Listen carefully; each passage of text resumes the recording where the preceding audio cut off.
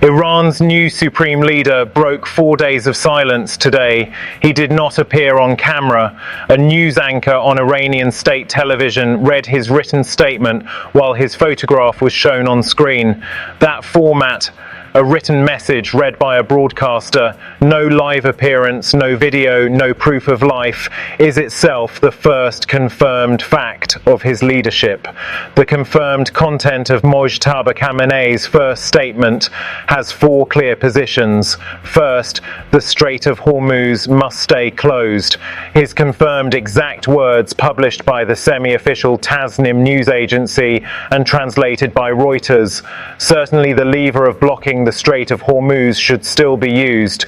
He called the closure a tool to pressure the enemy. Second, US military bases in the region must shut immediately. His confirmed words via Reuters: all US bases in the Middle East should close immediately and those bases will be attacked. Third, Iran's attacks on Gulf neighbors will continue. He said Iran is only targeting military bases in neighboring countries out of necessity, and added, we believe in friendship with our neighbors, while simultaneously confirming the attacks on those same neighbors will not stop. Fourth, the resistance front continues. His statement addressed the armed forces, executive institutions, and the resistance front, Hezbollah, the Houthis, and Iran-backed militias in Iraq, by name. He also called on Iranians to participate in Quds Day events and stated Iran will seek compensation from enemies or destroy their assets accordingly. His final confirmed line, the will of the masses, is to continue the effective and regrettable defense. The format of the message is as significant as its content. An Israeli assessment confirmed Mojtaba Khamenei was wounded in the February 28th strike that killed his father. Iran confirmed he was injured but said he is safe and sound. He has not been seen publicly since his appointment on March 9th. Today's message, written, read by an anchor, delivered while only his photograph appeared on screen, is 4 days into his leadership and is still not a live public appearance. US Energy Secretary Chris Wright confirmed Thursday the US Navy is not yet ready to escort ships through the Strait of Hormuz and likely will not be until the end of this month. A supreme leader who cannot appear in public and a strait that cannot be escorted for weeks, both confirmed on the same Thursday morning. The IRGC acted on the Hormuz directive within hours of the message. 3 ships were struck in and around the strait on Wednesday night and Thursday morning. The IRGC confirmed it struck the safe sea in the Persian Gulf and stated it was policing the Gulf and Strait to ensure vessels act in accordance with the laws and regulations Iran has put in place in order to remain safe from being hit by stray projectiles. A second vessel, a bulk carrier, was struck in the strait itself. A third ship was struck Thursday morning off the UAE coast near Hormuz, confirmed by the UK Maritime Trade Operations Centre. The International Energy Agency confirmed Thursday this war has created the largest supply disruption in oil history. Brent crude rose above $100 a barrel on Thursday, up 38% from where it traded when the war began on February 28th, after spiking as high as $120 earlier in the week. 40 countries confirmed they are releasing 400 million barrels from their national oil reserves to cushion the disruption.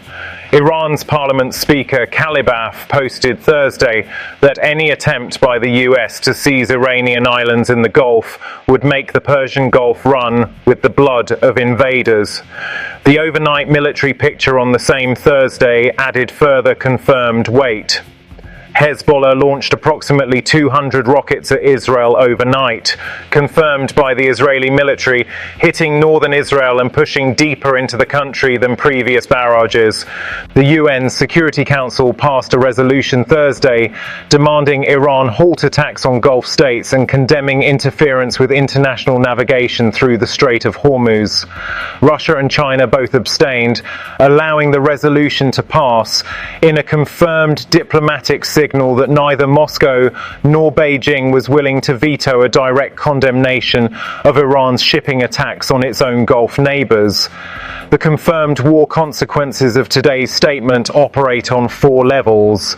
Militarily, Mojtaba Khamenei's explicit Hormuz directive closes the diplomatic window Trump's $20 billion reinsurance program was designed to open.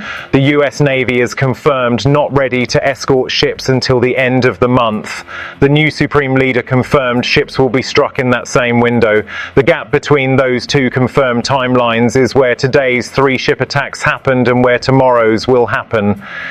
Economically, the IEA's largest supply disruption in history assessment, combined with Brent above $100 and 400 million barrels of emergency reserves being released simultaneously, confirms the global energy system is in active crisis management, not anticipating disruption but responding to it in real time. Diplomatically, the UN Security Council resolution passing with Russian and Chinese abstentions rather than vetoes is the first confirmed multilateral institutional signal that Tehran's 2 most critical partners are not willing to defend the Hormuz attacks as legitimate. They did not vote yes, they did not veto. That abstention is a measured withdrawal of cover. And politically, a supreme leader confirmed injured and invisible, issuing his first message through a photograph and an anchor's voice, is simultaneously demonstrating the Islamic Republic's institutional resilience. The message was issued, the IRGC acted on it within hours, the ships are still being struck, and confirming the personal limitation that keeps him off camera on day 4 of his leadership. He has spoken for the first time. He has not yet been seen. Those are 2 different things. And in the confirmed politics of the Islamic Republic, where the supreme leader's physical presence and authority are inseparable, the difference between them matters for every day that follows.